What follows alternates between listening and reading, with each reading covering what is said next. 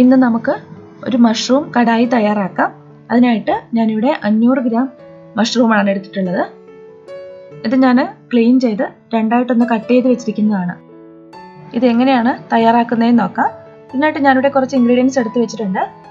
ഞാനിവിടെ 2 medium size സവാള ചെറുതായിട്ട് ചോപ്പ് ചെയ്തെടുത്ത് വെച്ചിരിക്കുന്നതാണ്. ഒരു തക്കാളി എടുത്തിട്ടുണ്ട്. ജിഞ്ചർ ഗാർലിക് പേസ്റ്റും 1 ടീസ്പൂൺ ജീരകവും എടുത്തിട്ടുണ്ട്. പിന്നെ ഒരു സവാളയും ഒരു ക്യാപ്സിക്കവും ഒന്ന് ക്യൂബ്സ് ആയിട്ട് കട്ട് ചെയ്തെടുത്തിട്ടുണ്ട്. ഇനി നമുക്കിതിലേക്ക് ഒരു കടായി മസാല തയ്യാറാക്കണം. അതിന് വേണ്ടിയിട്ട് ഞാനിവിടെ 1 ടീസ്പൂൺ മുഴുവനോടെയുള്ള മല്ലി എടുത്തിട്ടുണ്ട്. 1 ടീസ്പൂൺ ജീരകം, ചെറിയ ജീരകമാണ്. പിന്നെ ഒരു കഷ്ണം കറുവാപ്പട്ടയും 3 ഗ്രാമ്പൂ, 2 ഏലക്ക, 1/2 ടീസ്പൂൺ കുരുമുളക്, 1 ബേ ലീഫ്, 2 ചുവന്ന മുളകുമാണ് എടുത്തിട്ടുള്ളത്. മുളക് എടുത്തിട്ടുള്ളത് എരിവുള്ള മുളകാണ്. ഓരോരുത്തരുടെ എരിവിൻ്റെ അനുസരിച്ച് മുളകിൻ്റെ അളവിൽ മാറ്റം വരുത്താം. നമുക്ക് ആദ്യം ഇതൊന്ന് ഡ്രൈ റോസ്റ്റ് ചെയ്തെടുക്കണം. എന്നിട്ട് നമുക്കിതിനെ പൊടിച്ചെടുക്കണം. ഞാനിവിടെ ഒരു പാൻ വെച്ചിട്ടുണ്ട്. ഇതിലേക്ക് നമുക്ക് ഡ്രൈ റോസ്റ്റ് ചെയ്യാനുള്ള ഇൻഗ്രീഡിയൻസ് എല്ലാം കൂടെ ഇട്ട് കൊടുക്കാം. ഒരു 2 മിനിറ്റ് ഒന്ന് റോസ്റ്റ് ചെയ്തെടുത്താൽ മതി.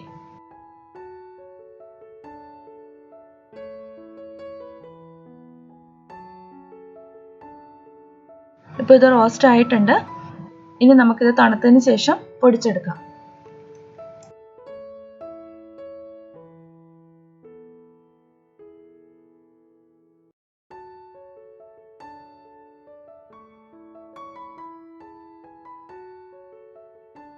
ഇനി നമുക്ക് ഇതിലേക്കായിട്ടുള്ള മസാലയൊക്കെ തയ്യാറാക്കാം.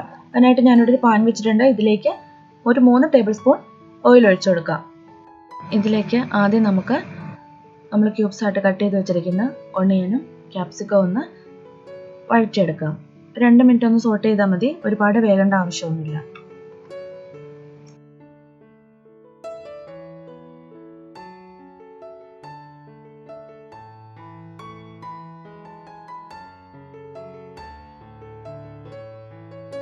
ഇത്രയും ഇത് വഴന്നാൽ മതി.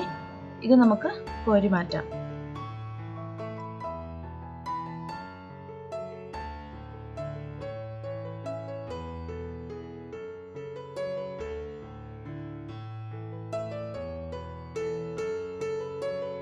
ഇനി നമുക്ക് ഇതിലേക്കുള്ള മസാലകൾ തയ്യാറാക്കാം. ഈ പാനിലേക്ക് തന്നെ 1 ടീസ്പൂൺ ജീരകം ഇട്ട് കൊടുക്കാം. ജീരകം ഒന്ന് മൂത്തതിന് ശേഷം നമുക്കിതിലേക്ക് 1 table spoon ginger garlic paste ചേർക്കാം.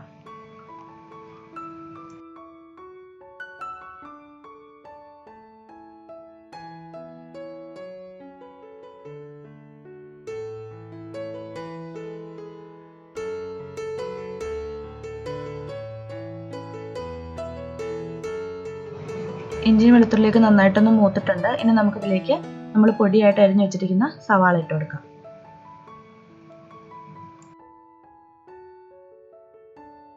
സവാളയിലേക്ക് അല്പം ഉപ്പും കൂടി ചേർത്തിട്ട് നന്നായിട്ട് വഴറ്റിയെടുക്കാം.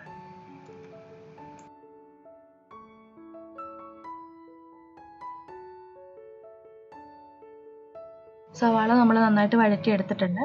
ഇനി ഇതിലേക്ക് 1/2 ടീസ്പൂൺ മഞ്ഞൾപ്പൊടി ചേർക്കാം.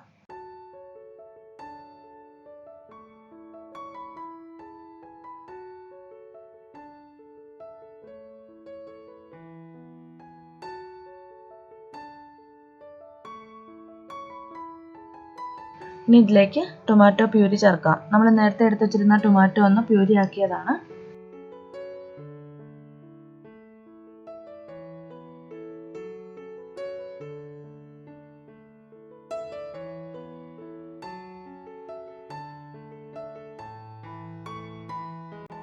ടൊമാറ്റോ നമുക്ക് നന്നായിട്ട് വെന്ത് കിട്ടണം. അതിനായിട്ട് കുറച്ച് സമയം നമുക്കിന്ന് അടച്ചു വെച്ച് വേവിക്കാം.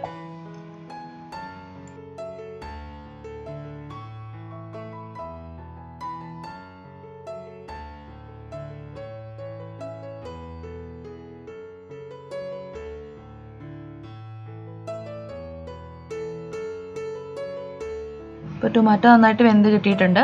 ഇതിലേക്ക് നമ്മൾ നേരത്തെ പൊടിച്ചു വെച്ചിരിക്കുന്ന കടായി മസാല ചേർക്കാം.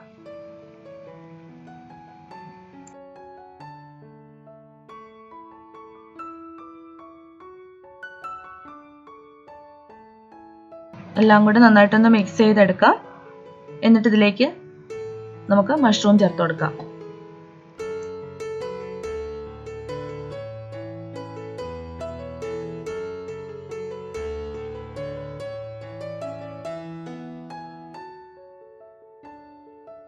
മഷ്റൂമിൽ ഞാൻ അല്പം മഞ്ഞൾ പുരട്ടി വെച്ചിട്ടുണ്ടായിരുന്നു. അതിനുശേഷം നന്നായിട്ടൊന്ന് കഴുകിയെടുത്തതാണ്. അതുകൊണ്ടാണ് കളർ ഇത്തിരി ഒരു യെല്ലോ കളറിൽ വന്നിട്ടുള്ളത്.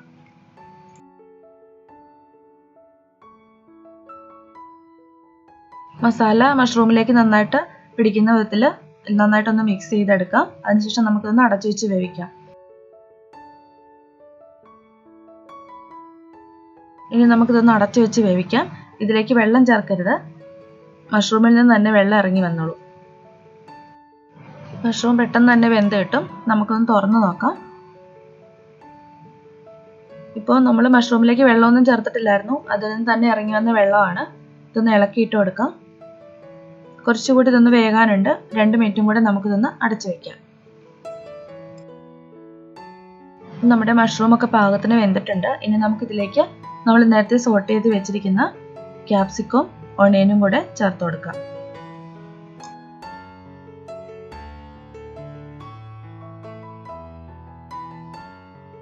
എല്ലാം കൂടി നന്നായിട്ട് മിക്സ് ചെയ്തിട്ട് ഇതിലേക്ക് മസാലയൊക്കെ പിടിക്കുന്നതിന് വേണ്ടിയിട്ട് 1 മിനിറ്റ് നമുക്കൊന്ന് അടച്ചു വയ്ക്കാം.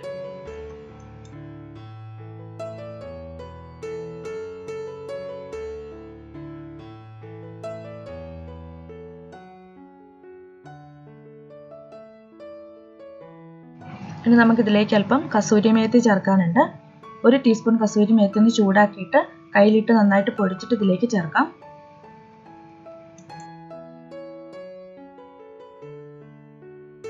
ഇനി നമുക്കിതിലേക്ക് ചേർക്കാനായിട്ട് ഒരു ഇൻഗ്രീഡിയൻറ്റും കൂടി ഉള്ളൂ.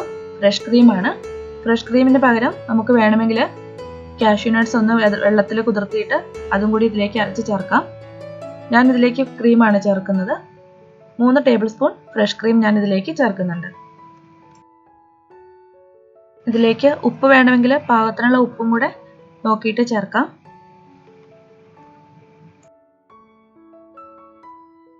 ക്രീമും കൂടെ ചേർത്തിട്ട് നന്നായിട്ട് ഇതൊന്ന് മിക്സ് ചെയ്തെടുക്കാം.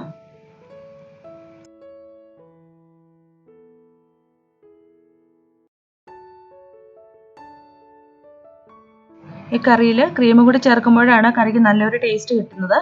പിന്നെ ഇതിൻ്റെ ഹൈലൈറ്റ് എന്ന് പറയുന്നത് കടായി മസാലയാണ്. കടായി മസാലയും ഈ ക്രീമും കൂടി ഇതിൽ ചേർക്കുമ്പോഴായിരിക്കും ശരിക്കും നല്ലൊരു ടേസ്റ്റ് ഉണ്ടാവുക. ചപ്പാത്തിയുടെ കൂടെയും പൊറോട്ടയുടെ കൂടെയൊക്കെ കഴിക്കാനായിട്ട് വളരെ നല്ലൊരു സൈഡ് ഡിഷാണ്. ഞാനിവിടെ ഗീ റൈസിൻ്റെ കൂടെയാണ് തയ്യാറാക്കിയിട്ടുള്ളത്. ഇന്നത്തെ റെസിപ്പി നിങ്ങൾക്ക് എല്ലാവർക്കും ഇഷ്ടമായെന്ന് വിചാരിക്കുന്നു. വീഡിയോ ഇഷ്ടമായെങ്കിൽ നിങ്ങളുടെ കമൻസ് ഒക്കെ ഒന്ന് അറിയിക്കുക. എല്ലാവരും ഒന്ന് തയ്യാറാക്കി നോക്കുക. പുതിയൊരു റെസിപ്പിയുമായിട്ട് നമുക്ക് വീണ്ടും കാണാം.